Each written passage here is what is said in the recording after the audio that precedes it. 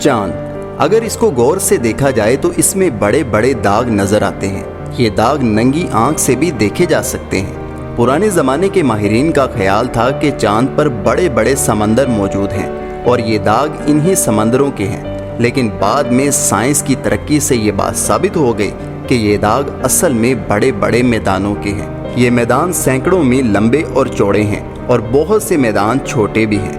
अब सवाल ये पैदा होता है कि ये मैदान बने कैसे। असल में ज़मीन की तरह चांद की भी फ़ज़ा नहीं है।